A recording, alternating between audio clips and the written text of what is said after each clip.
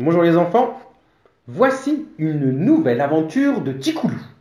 Cette fois le titre de l'album est Tikoulou en Inde.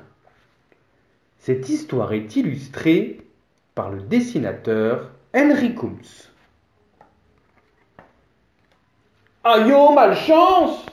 L'oncle de Gros Marteau, le docteur Biarri, est pris d'une mauvaise grippe. Et dire qu'il avait prévu de partir le soir même en Inde pour y apporter des vaccins contre une terrible maladie. Satanée fièvre, peste-t-il tout en grelottant au fond de son lit. Quel désastre! Je suis plus ramolli qu'un caribret de songe. Gros Marteau, il faut à tout prix que tu partes à ma place. Les enfants de Danban nous attendent. Tikoulou t'accompagnera. À vous deux, vous ferez du bon travail. À peine a-t-il le temps de prononcer ces quelques mots qu'une toux fracassante le secoue comme un pied coco en plein cyclone. C'est assez pour convaincre Gros Marteau de partir aussitôt en Inde à la place de son oncle, avec Tikoulou bien sûr. À peine remis de leur départ précipité, Tikoulou et Gros Marteau débarquent en Inde dans une chaleur accablante. Ah, soupire Gros Marteau tout ruisselant, mais quel soleil! J'ai l'impression de griller comme une saucisse. Namasté, les salue poliment un homme venu les accueillir. Bienvenue à Dhanbad, la capitale du charbon. Je suis Prakash, votre guide. Suivez-moi. À l'invitation de l'homme à la grosse moustache, Tikoulou et Gros Marteau s'engouffrent dans un tuk-tuk. Une drôle de mobilette à 3 roues munie d'un toit et d'une toute petite banquette à l'arrière. Sans plus tarder, Prakash s'élance à plein gaz dans un tourbillon de poussière mêlé d'odeurs fortes d'encens, d'épices et de bouse de vache. Quelle pagaille sur la route! Au milieu des bicyclettes et des vaches se croisent une multitude de tuk-tuk et de vieux bus cabossés. Sur les trottoirs, des hommes et des femmes se faufilent dans un concert de klaxons et de pétarades. Tout le monde semble très affairé. Seuls quelques vieux bagnanes essoufflés se reposent, leurs longues chevelures plongées dans la terre. Cramponnés à la banquette du tuk-tuk, Tikoulou et Gros Marteau découvrent l'incroyable conduite de Prakash, qui n'a pas son pareil pour zigzaguer à grands cris entre les obstacles. Ici, pas de feu rouge, ni de stop. C'est à celui qui passe en premier. Tikoulou et Gros Marteau arrivent enfin au centre social, un bâtiment tout simple en terre rouge. À l'intérieur, un groupe d'enfants s'applique à faire de jolis découpages et un peu de peinture. Il y a aussi 2 enfants sourds qui répètent un spectacle de magie et un jeune garçon handicapé qui les accompagne à la flûte. Namasté! Leur lance joyeusement Tikoulou. Mon ami Gros Marteau et moi, nous sommes venus de très loin pour vous apporter une potion magique qui vous protégera contre la polio. Les enfants n'en reviennent pas. Un remède contre cette terrible maladie qui abîme les bras et les jambes. À cette nouvelle, leurs grands yeux noirs brillent si fort qu'on dirait des étoiles tombées du ciel. Soudain, Gros Marteau commence à se tortiller. C'est l'heure du repas, et il ne va pas tarder à être grognon. Que diriez-vous de quelques chapatis tout chauds? Propose Prakash fort à propos. À ces mots, le visage de Gros Marteau s'illumine comme une pleine lune. Prakash emmène les enfants chez les marchands qui cuisent les petites crêpes au bord de la route. Fourrées au curry pommes de terre, elles font le régal de Gros Marteau. Ah! Ah! Ah! Hurle soudain Tikoulou, sentant soudain comme un serpent sur la nuque. N'aie pas peur, c'est Sundar, mon éléphant, lui dit en passant un riant. C'était sa façon de lui dire bonjour. Et moi je suis Rajen, j'habite juste en face dans l'arrière-cour. Viens donc dîner demain avec ton ami. Avec plaisir, Rajen, lui répond Tikoulou. Quant à toi, Sundar, tu es un sacré farceur.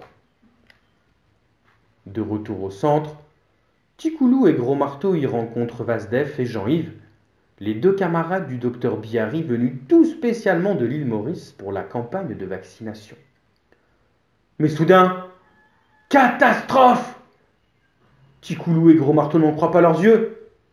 Le sac rouge qui contient les vaccins a disparu. Ils ont dû l'oublier en route. Ticoulou a le cœur serré. Il sait que la maladie menace chaque jour les enfants. Il doit à tout prix retrouver les vaccins. Ne vous inquiétez pas, leur dit-il en rassurant. Je serai de retour demain avec le sac. Ticoulou et Gros Marteau partent aussitôt à la recherche des précieux flacons. Ils retournent sur leurs pas, s'arrêtent à chaque étal, interrogent les marchands. Hélas, pas l'ombre d'un sac.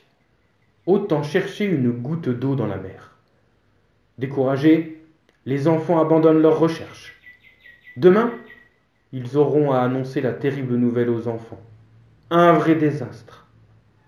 Sur le chemin du retour, Prakash s'arrête devant un temple hindou. Ticoulou et Gros Marteau se glissent à l'intérieur. Une statue attire l'attention de Ticoulou. C'est Ganesh.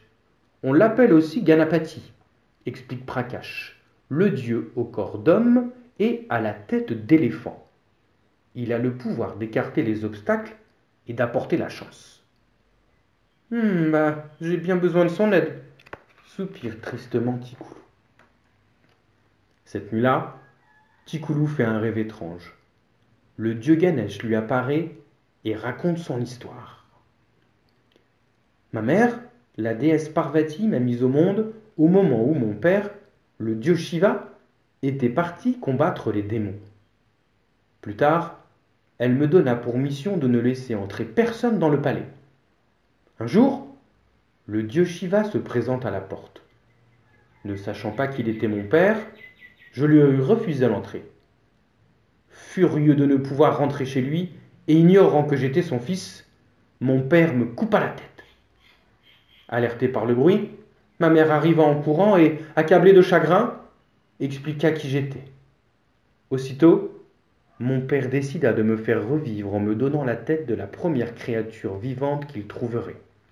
C'est ainsi que j'ai reçu une tête d'éléphant et que je suis revenu à la vie. Le lendemain matin, parents, enfants et volontaires en uniforme attendent tous Ticoulou et Gros Marteau au centre social.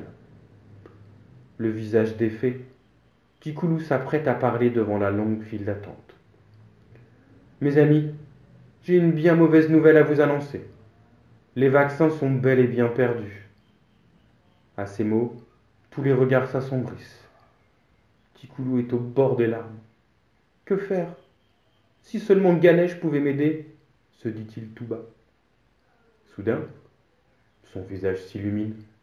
Ganesh? L'éléphant? Que personne ne bouge, s'écria-t-il en sautant de joie. Je reviens tout de suite. Dans un nuage de poussière, Ticoulou et Gros Marteau débarquent chez Rajen au milieu des préparatifs du dîner. Une énorme marmite glougloute sur le feu et laisse échapper de grandes brassées de senteurs épicées. Gros Marteau commence à se frotter le ventre, mais Ticoulou n'a qu'une idée en tête, l'arrière-cour. Comme prévu, il y trouve Sundar. L'éléphant se fait énergiquement savonner le dos par Rajen, c'est le jour de sa toilette. Que se passe-t-il, Ticoulou? Tu parais bouleversé, lui demande Rajen. C'est que j'ai perdu le sac dans lequel se trouvaient les vaccins des enfants. Un sac rouge? Oui, rouge. Ah, je comprends tout. Moi aussi j'ai un sac rouge.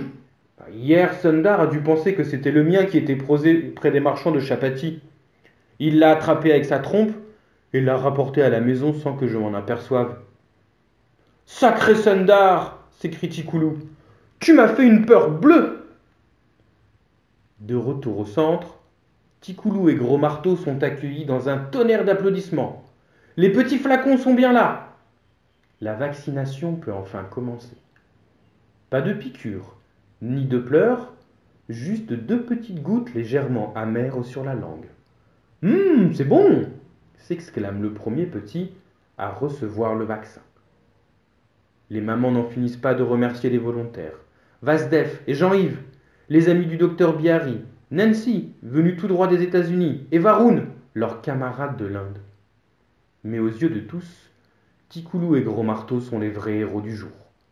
De partout, ils reçoivent des cadeaux. thé, épices, gâteaux, et même une petite statue de Ganesh. En signe de reconnaissance, deux fillettes exécutent tout en grâce une danse indienne sous les yeux éblouis de Ticoulou. Le soir, Ticoulou et Gros Marteau se rendent à l'invitation de Ragem. La maison tout entière embaume les épices et vibre au son mélodieux du sarangi. Hé hé, moi aussi j'ai un cadeau pour vous, leur dit Ragem l'œil pétillant. Prêt pour la promenade? C'est alors qu'apparaît Sundar, somptueux dans son costume de fête. Le cœur des deux enfants bat des ailes. Quel pays magique! Sans tarder, Ticoulou et Gros Marteau se hissent sur le dos de Sundar, puis disparaissent dans la nuit comme deux petits princes enroulés dans les étoiles.